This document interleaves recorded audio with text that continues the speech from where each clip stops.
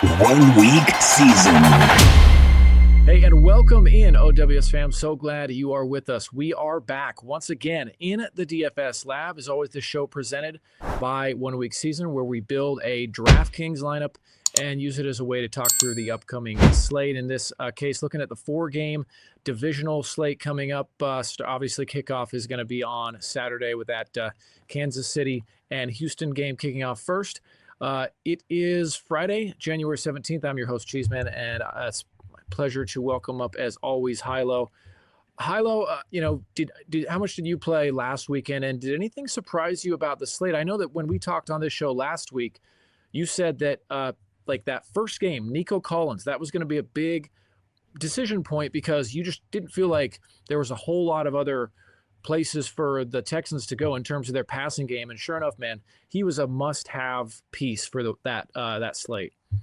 Yeah, so we kind of approached last week's slate as saying, okay, it's somewhere in the middle between a full main slate, like 11 to 13, 14 games in week 18, and then like the Thanksgiving slate, for example, like a 3-gamer, or some of these 2 and 3 game Saturday slates we've seen this season.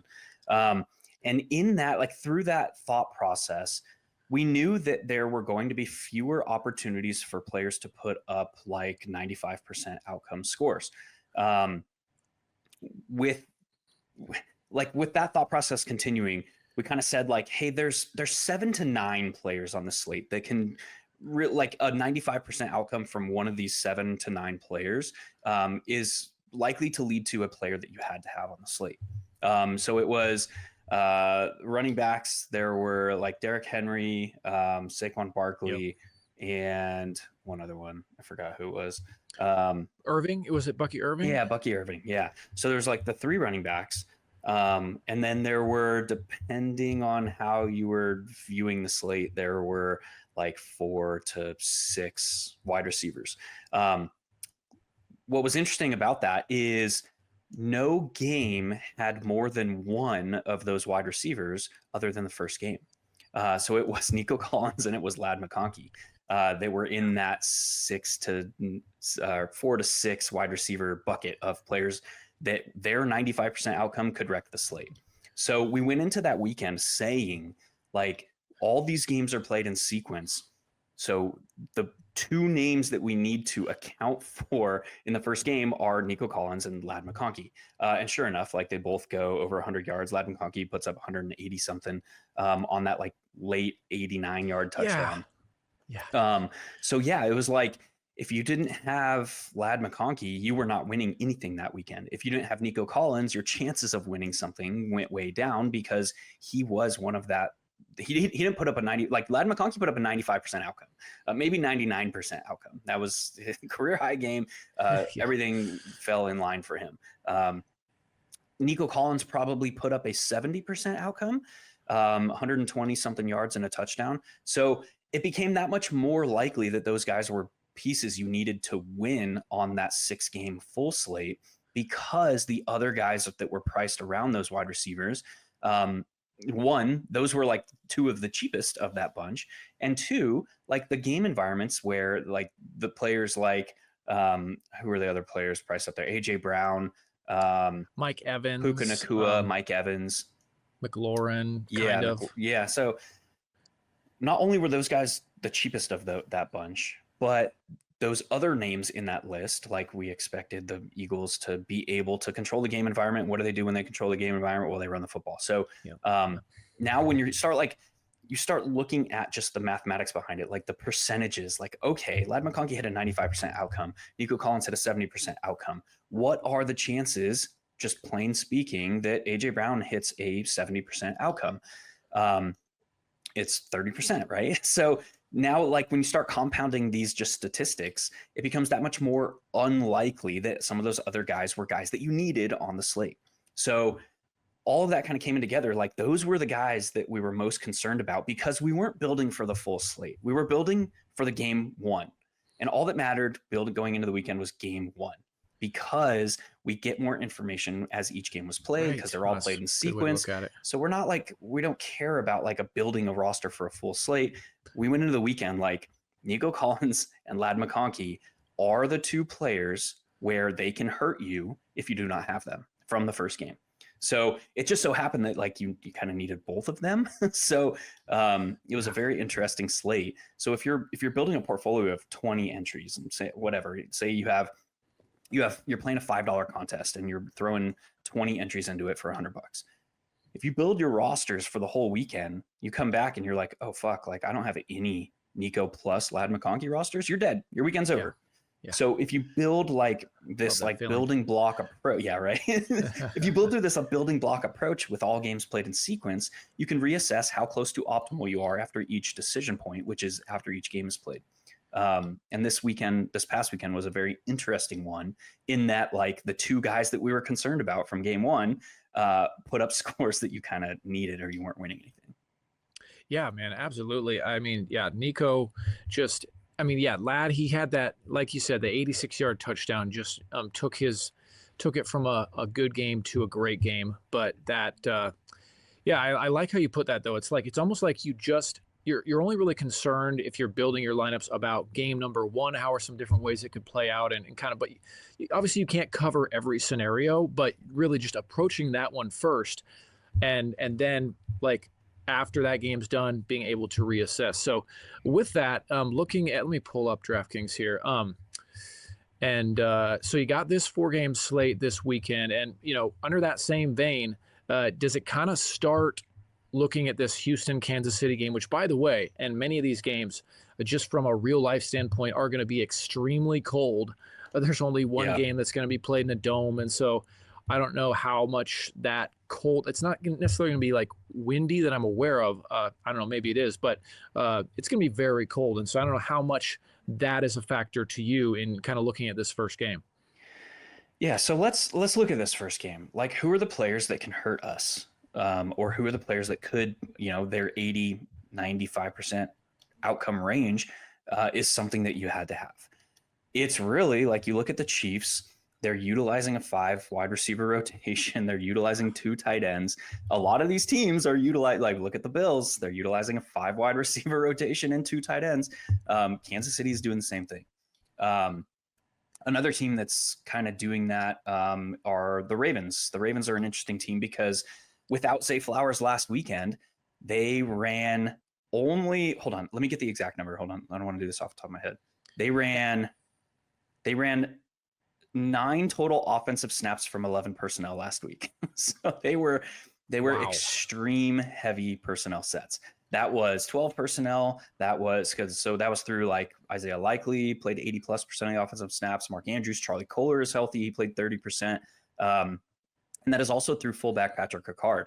So they ran only 12.2% of their offensive snaps from 11 personnel. If you look at their season-long tendencies, they have run from 11 personnel on 123 of 531 snaps when leading this season. So that's 23.2% of their snaps in the entire season have come from 11 personnel when they're leading. Now, when trailing, that jumps to 135 of 325 snaps. So that's a 41.5% 11 personnel rate when leading. But now you factor in like Zay Flowers is out, the tendencies of this team. The last time these two teams played, when week 4, they were in 11 personnel only 20.6%. So they were in 13 offensive snaps of 63. So it's highly likely that this team is going to utilize 3 tight end rotation. They're probably going to utilize 3 wide receiver rotation, but very few 11 personnel snaps. We look at how that played out last week. Let me pull it up real quick. Man, last week if they had been pressed in that game, they could have put up so much more in terms of fantasy production, but just, continue though. Yeah. Yeah, but that's the thing. Like the Tylan Wallace led the wide receivers in snap rate at 53%. That's Rashad Bateman 49%. Nelson Aguilar 27% first game back from injury. Anthony Miller played 9 offensive snaps. Steven Sims played 13 offensive snaps. So it's like, while that game probably has the last game of the slate, Buffalo and Baltimore, while that game probably has the best chances of turning into something you need, the field probably isn't comfy going there. Because it's like, who do we play? Okay, we love the quarterbacks. We love Derrick Henry. Like, okay, what else? It's really hard because they're utilizing a 3 tight end rotation, a 3 wide receiver rotation, plus a fullback for Baltimore, and Buffalo, a 5-player wide receiver rotation and a 2 tight end rotation. So back to like how that we expect that to steer the field. It's a very different feel this slate because the players in this first game are a lot cheaper and a lot more palatable because we have a better idea of where the expected production is going. So when we're looking at like players that can hurt us, it's Xavier Worthy and Travis Kelce are the only pass catchers in Kansas City playing near every down roles. And then when you look at the Texans, it's like Nico Collins and everybody else. So last week, that Texans game, the Chargers in the first half, they played some really, really good football. And they played really, really well on the defensive side. And they did a lot of things to take away Nico Collins. What did that lead to? 9 first half targets for John Mechie. So like they very clearly had to go elsewhere because the Chargers were paying so much attention to Nico Collins. Then the game started breaking down for the Chargers. CJ Stroud completes that wild, like 3rd and long play from his own end zone where he evades pressure and hits Hutchinson like in the middle of the field. And then they go and score. And so that game, like the Chargers had 3 red zone trips in the first half. They managed only 6 first half points. That's highly unlikely to be the case against the Kansas City Chiefs. All of that together, like you look at expected ownership percentages, and I came into like, I looked for the first time about an hour ago before we jumped on here. I was like, oh dude, Patrick Mahomes plus Xavier Worthy plus Travis Kelce is very interesting because they're cheap. Like Patrick Mahomes is only 6K, Xavier Worthy's like 52, Travis Kelce's like 5K. And so like, that could be something where it becomes something you had to have. And then I looked at ownership percentages. I was like, fuck, dude. Patrick Mahomes is like the 2nd highest owned quarterback. Xavier Worthy is up there. Hollywood Brown is like the highest owned wide receiver in expectations. God. Travis Kelce's up there. I was like, okay, so the field is telling me that they're expressing a high degree of confidence in this first game, in a game that has the lowest game total and the lowest chances of developing into something you need. Like, look at the NFC game on Saturday. Washington and Detroit, that could be some fireworks. Look at the Baltimore Ravens and the Buffalo Bills. There could be some fireworks. So now when I'm approaching the slate, I'm not looking for likeliest outcome. I'm not saying like, oh, Patrick Mahomes projects really well because he's priced cheap and it's playoffs and Patrick Mahomes in the playoffs and yada. Xavier Worthy is going to be on the field a lot. Travis Kelce is going to be on the field a lot. Their median projection is going to look great. If you stack all 3 of them, the median is like that. If you plug in just optimal and hit run, that's what it's going to spit out. You're going to see Patrick Mahomes plus Travis Kelce plus Xavier Worthy just because they project so well from a median expectation. But when we look at that game environment, when we look at how the Kansas City Chiefs have run their offense over the last 2 seasons, and this includes last year's playoff run, we see that like their defense is playing so well that they're not telling Patrick Mahomes to go out and win games. 11 of their 15 wins this season came by 1 score or less. That's crazy. That's crazy. Yeah. It's insane. So like, no, I don't expect Patrick Mahomes to come out slinging. Like I would say it's probably more likely that he attempts 28 passes or fewer than it is he attempts 41 passes or 40 passes or more. So all of that said, like we have a good idea of where the expected production, but the names from this game that can hurt us are probably only Xavier Worthy, Travis Kelce, Nico Collins.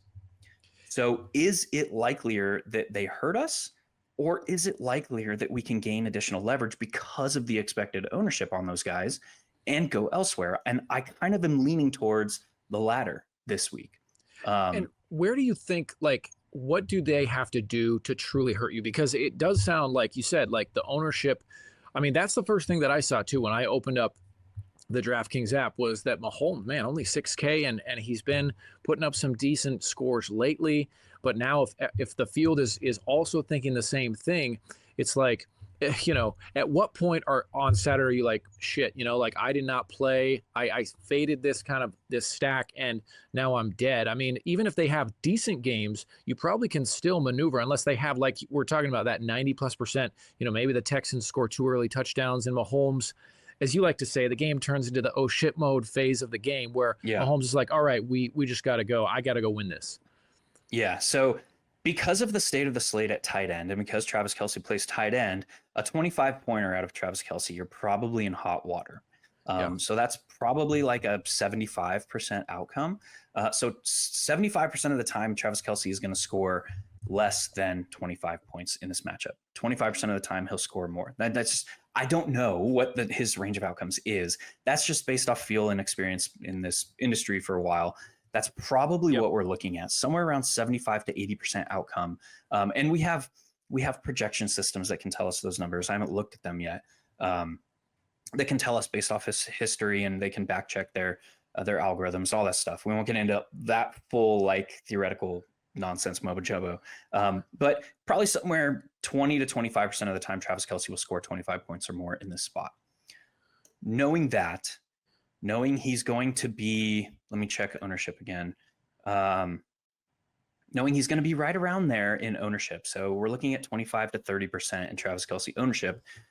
Where is the leverage? If we just purely look at the maths and the statistics, where's the leverage? The field is right on par with his chances, maybe slightly over his chances of putting up a score that you had to have on the slate, just because of the state of the tight end position, right? Like it's highly unlikely that another tight end would score 25 plus on this slate. So if the field is overweight those chances, the leverage is looking elsewhere. And this is very, very minimal leverage, or very, very minimal boost to plus EV. But we start stacking these things. So say Travis Kelce's ownership is 30% this weekend, and we've given him 25% chance of putting up a score that you had to have this slate. So we're looking at a 5% boost to expected value, which is very, very minimal in this game that we're playing, this highly variant game. A 5% boost to expected value by not playing Travis Kelce. Just pure, like, this is just boiling it down to its simplest form. So let's look at Xavier Worthy. Say his chances. I mean, click on his name real quick. He scrolled down, like he's gone over 20 points to 3 times. 3 times. He's gone over 20 points 3 times this season. He's also, what the projection systems are going to like on Xavier Worthy is look at his recent performance. His final 3 games of the NFL season, regular season, he had 11 targets, and 9 targets. At a price of $5,200, the projection systems are going to love that for a median outcome. But if you look at his ceiling, he's put up 20 fantasy points only 3 times this season. His season high is 22.9 fantasy points. So if we say Xavier Worthy, we'll just boil it down to bare math again. Like, Xavier Worthy appeared in 16 games this year. He put up 20 fantasy points in 3 of them. We could just say, okay, he's got like a 18.75% chance of scoring 20 fantasy points or more. Just again, boiling it. This is not how it works within a variant game, but we're just boiling it down to kind of highlight this process. Okay, so his ownership is what? Let's look at his ownership. He is projected to be about 30% owned this weekend. So the field is saying with a high degree of confidence, like on 1 of 3 rosters are going to have Xavier Worthy this weekend. He's going to get, and he's going to, high degree of confidence. He's going to get there. He's going to be worth the play. Yeah. So in the first game, the field is saying in the first game, Xavier Worthy is going to be a piece that you need. And even that, what is 20 fantasy points at a 5.2 salary? That's going to project extremely well, but that still might not be something that you had to have in order to win. So if the field is saying, I'm saying if 33% will say chances of him scoring 20 fantasy points, well, he's done it 19% of the time. Now we're starting to stack on leverage. So if I simply build a roster with nobody from this game, I would say that I have increased my expected value on the slate. Take it one step further, like, how do we compound this? How do we make this leverage and this expected value boost even more? Well, we could say a way that these players fail is if the Kansas City defense succeeds. How would that look like? Yeah, I like that. Something highly variant, like a pick 6, a fumble, a sack strip fumble that's returned for a touchdown. Why do we attack those? Like, why do we look at pressure rates for defense, pressure rate differentials? Because a a strip sack fumble is much more likely to result in a defensive touchdown because there's fewer players between the player recovering the fumble and the end zone. Yes, absolutely. So everyone else is downfield. Like even the offensive linemen are 3 steps downfield from where that fumble is happening. So this Kansas City defense should be able to generate some significant pressure on CJ Stroud in the backfield. So a way that Patrick Mahomes hits 28 pass attempts instead of 40 plus is if their defense comes out and completely erases the Texans.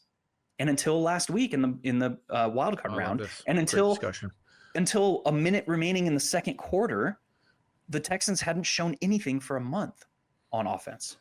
So like if the field is expressing all this certainty in Patrick Mahomes, Travis Kelce, Xavier Worthy, what if we just play like the Kansas City defense? Now we've compounded the leverage that we gained by we'll say 14% boost to an EV from Xavier Worthy, the 5% boost of EV from Travis Kelce, the 20% boost to EV from Patrick Mahomes, and now playing the highest priced defense on the slate that the field just doesn't like doing. And you start compounding this stuff. So that's what's most important about this slate is identifying like who can burn us, who can become a score that you had to have, where do they play, and what do I gain by leveraging the field's expected ownership with where these games are being played.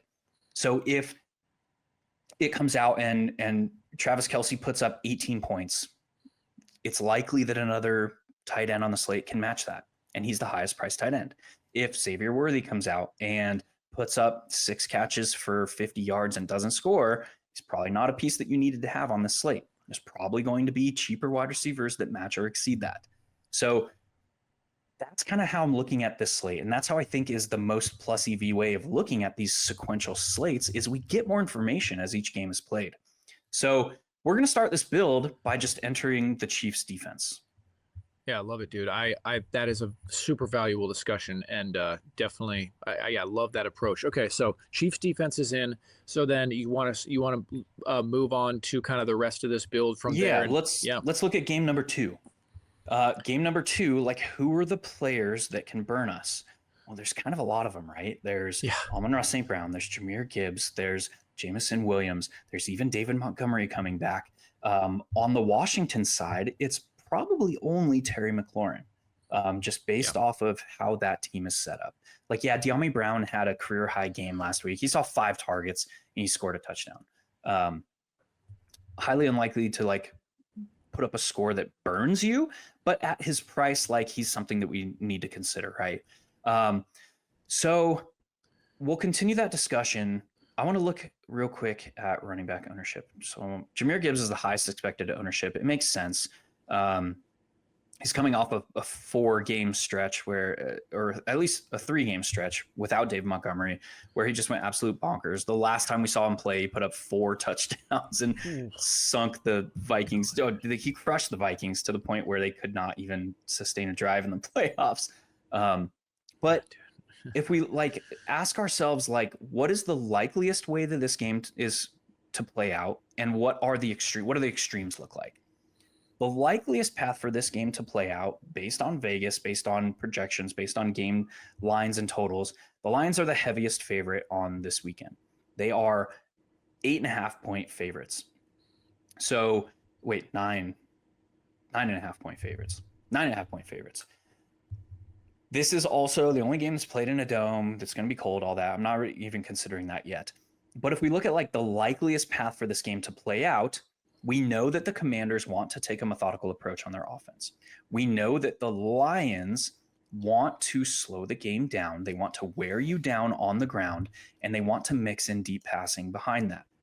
So likeliest scenario is that the Lions control this game. They're able to keep their ground game going because the Commanders have been the second worst run defense since week 4. They've been the second best pass defense since week 4, and they added Marshawn Lattimore. We kind of saw how that worked out.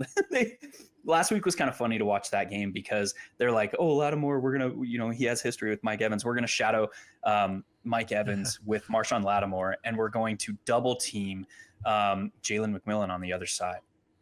And Mike Evans started burning him. And so it's like Mike Evans has aged much more gracefully than Marshawn Lattimore. And these guys came into the league around the same time. They're about the same age. Mike Evans is still doing his damn thing. Marshawn Lattimore's first game off of injury, first game with the Commanders. They're a man-heavy team, and he was just getting roasted. So then they rolled double coverage to Mike Evans, and they put Marshawn Lattimore and Jalen McMillan. And then we saw McMillan starting to pick up some receptions. So anyway, looking at this, a man-heavy team, we know that Sam Laporta has been very good against man. We know that Jameson Williams has been very good against man. We know that Amon-Ra St. Brown has been very good against man. Like, this Lions team should be able to win in any way that they want this game. I like that. They're also highly likely to control the game. And when they are in control of the game, we know that they're perfectly fine just running Dave Montgomery and Jahmyr Gibbs. And now it's this discussion of like, how healthy is Dave Montgomery? He had an MCL sprain. They thought about IR, initial reports where he's going on the IR, and then it's like, whoa, wait. What if? And then they got the bye, and he only missed 3 games, so he's back. I don't know how healthy he is. It's been a month. MCL sprain is 4 to 6 week recovery window. He's within that. I don't know. So the field is saying, though, that like Jahmyr Gibbs is probably going to see the bulk of the carries. And if we're saying like it's highly likely that the Lions succeed, we know that they're probably going on the ground. Like, I'm fine saying, hey, Dave Montgomery is coming in at a steep discount in salary and in ownership. Like, what if we just throw him in, dude, and say like he scores twice? Like, I think that's well within the range of outcomes here. And I mean, I would think it would be likely if he's healthy, he resumes kind of that goal line role that he had. He was kind of their goal line back, like inside the 5. Yeah, it became a little bit more even in the latter half of the season. The beginning of the season, it was like Dave Montgomery was the goal line back, and then it became kind of even. But still, we have the variance of scoring a touchdown to consider. Exactly. So, yeah, I'm okay saying like, hey, Dave Montgomery is a piece that we could need. If he scores 2 touchdowns at a price of $5,700, he's probably one of the top point per dollar plays on the slate. And then on the other side, we talked all season about how Terry McLaurin was like not seeing a ton of targets. And then we get to the end of the season in must-win mode, in close games against Dallas and close game against Tampa in the playoffs. And he saw double-digit targets in both games. He saw double-digit targets only twice the rest of the season. So in this like must-win now mode, Terry McLaurin now becomes like, he's going to project extremely well at a $6,300 price, seeing double-digit targets. It's a similar discussion to Xavier Worthy, except the most likely outcome of this game benefits Terry McLaurin's volume, whereas the most likely outcome of the first game, Kansas City, does not directly benefit like Xavier Worthy's volume. Yep. So we can say like, we'll take the ownership discount. We're not sacrificing. Well, Terry McLaurin and Xavier Worthy are both going to be owned at about the same frequency, but we can generate leverage in a little bit different way in saying that like the clearest path for this game to play out benefits Terry McLaurin. So I'm okay saying like, I'd rather play Terry McLaurin in this like mini correlation with Dave Montgomery. And sorry, I got a phone call. No worries. And just say like, I can generate leverage by sticking with the likeliest outcome here. This is great stuff, Hilow. This is great stuff. Okay, so any other pieces from this game, or are you wanting to move on from this one? I think we'll move on from this one. There's very clearly like, well, actually, I wonder if we can fit JMO in this, because I have plans. We're going to hold JMO for now because I want to skip the 3rd game and go to the 4th game. Say like this, if this game pops off, it could be a 42 to 35 game, or it could be like a 49 to 42 game. It could really, really pop off this last game if it pops. So we're going to look at the Ravens and the Bills. Again, we'll talk about like likeliest scenario first.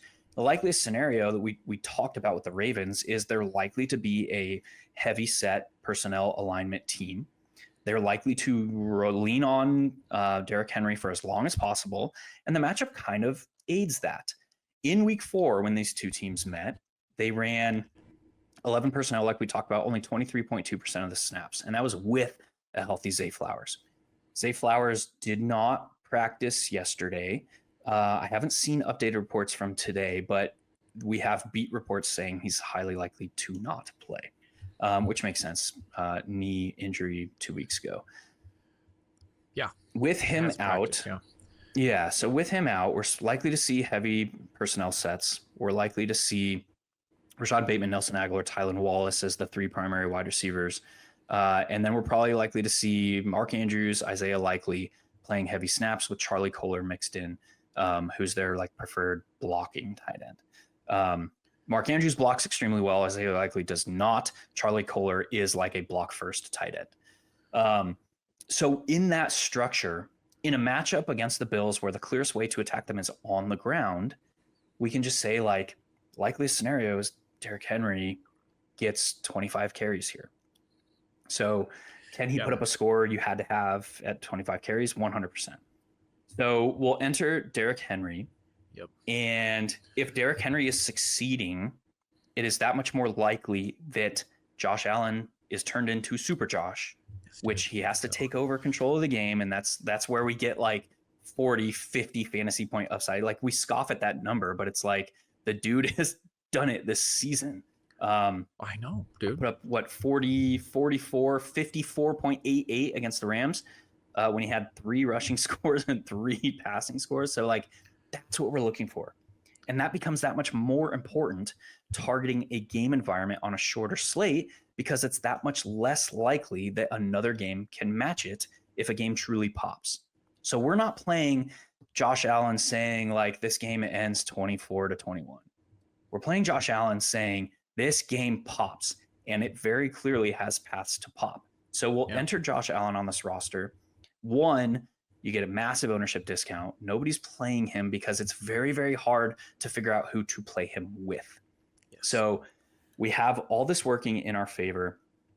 One of the biggest things from this game that I think is going to go a little bit overlooked from the field is Ray Davis was concussed after just like a handful of offensive snaps in the wildcard round, and he has maintained a limited session. I saw his update today.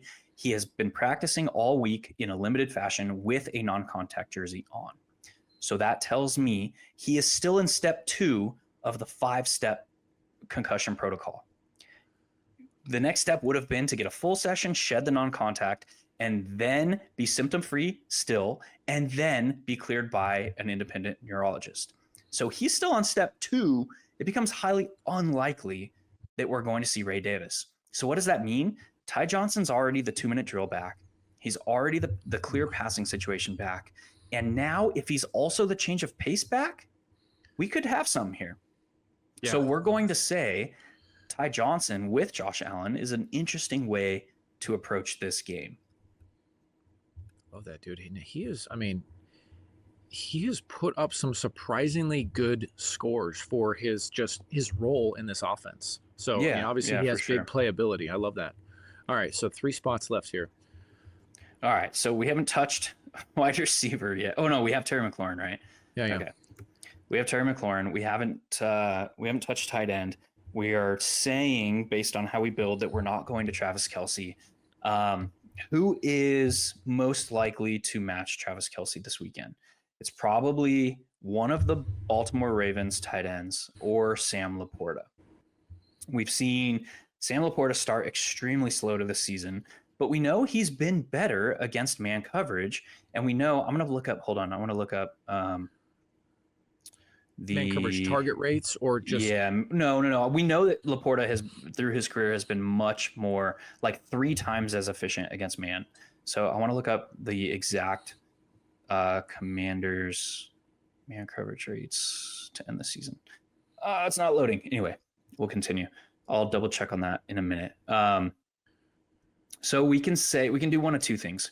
We can go with this game environment and say, play either Isaiah Likely or Mark Andrews, or we can go to Sam Laporta and just say like he scores to match Travis Kelce, right? So Yeah, we need like, That's what we need. we're targeting like 15 to 20 fantasy points if we want Travis Kelce to fail, and we want somebody else to match him at lower ownership, lower salary. So let's consider ownership real quick. Sam Laporta is the highest expected owned player on the slate. Isaiah Likely, or tight end. Isaiah Likely is number 2, Travis Kelce is 3, and then Mark Andrews is 4. So we're not getting a ton of like ownership leverage from any of those guys. So we'll shelve that. Let's work on wide receiver. Okay, so I want to add somebody else from the Bills because we're just playing into the variance angle. Like, we don't know who it's going to be. We don't know if it's going to be anybody, but we do know a couple things. We know that Mac Hollins and Keon Coleman are probably going to be on the field the most. We know that Mac Hollins does not command targets, so that kind of leaves Keon Coleman. We'll shelve that. Khalil Shakir is probably going to play a normal like 11 personnel slot man frequency, which is probably going to cap him 50 to 60% of the offensive snaps, dependent on how this game plays out. If the Ravens put up 2 early scores, we're probably going to see that bump a little bit. And what are we saying in this roster is we're saying that like this is going to be a back and forth shootout type game, and the Bills are probably going to have to increase their 11 personnel rate. So we'll shelve that for a little bit. So we could either go Keon Coleman, we could either go Khalil Shakir at this point. And then we have good old Amari Cooper, man. It's like, what do we make of Amari Cooper, dude? He has not played more than 54% of the offensive snaps in any game with the Bills this season.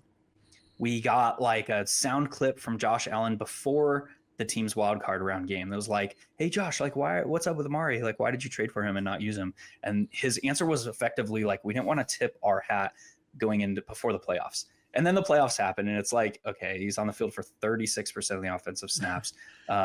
He's coming off a week where he missed the prior week because of a personal issue, and now he picked up like a back thing. It's like, I don't know what's going on with Amari Cooper, dude. But we know he's talented. Yeah. So, I mean, he was clearly had talent and was used with the Browns. It really is surprising. We've been waiting for the blow up game from him that just has not come. So we have 3 names there that we're like, okay, we can consider these guys. It's Khalil Shakir, Amari Cooper, and Keon Coleman. Let's look at, they're all priced relatively close. I mean, Khalil Shakir's $5K and then down to Keon Coleman at $4,100. Let's look at ownership. Okay, holy fuck. Khalil Shakir, the 3rd highest expected ownership on the slate. The field's expressing a high degree of confidence that like the guy to succeed is going to be Khalil Shakir. And then you got to scroll all the way freaking down. Keon Coleman, sub 2%. Amari Cooper, sub 1%. So now it becomes like, okay, I probably don't want to play Khalil Shakir on this roster. I'll probably play one of Amari Cooper or Keon Coleman. And the field's not playing either of them. Flip a coin? Like, you can play one on one roster and one on another in this build. Let's just enter the most expensive. Let's enter Amari Cooper and see where that leaves us. All right. Okay, so now we have like 9. We have a Bills stack. We have a Bills primary stack. Josh Allen, Amari Cooper, Ty Johnson. We have one player from the Ravens in Derrick Henry.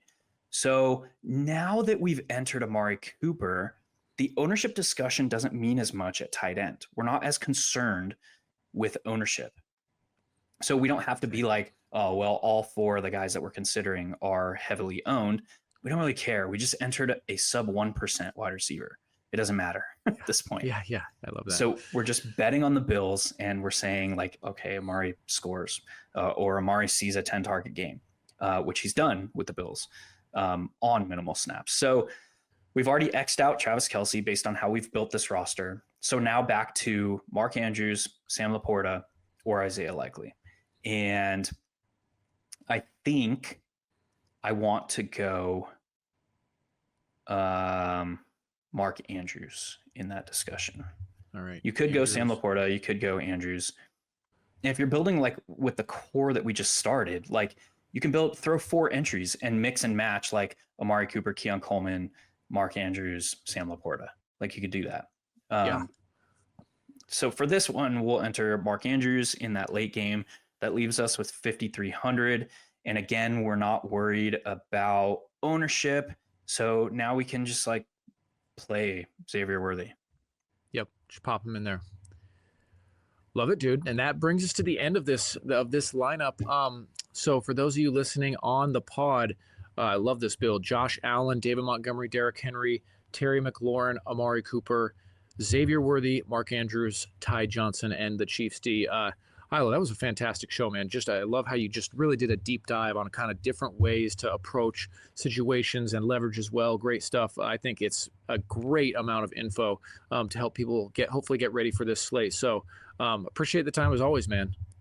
Yeah, dude, for sure. And I think this is our last show of the season. So it was fun doing these with you, and I look forward to running them back next year, dude. Same with you, man. Same with you. Had a ton of fun. Looking forward to next season already. Yeah, man, it'll be here before we know it. I'm sure before we know it, you'll already be researching best ball drafts and all that good stuff. So let's go. Awesome, man. Well, good luck this weekend. Good luck to all of you. And guys, we'll catch you next time. See ya.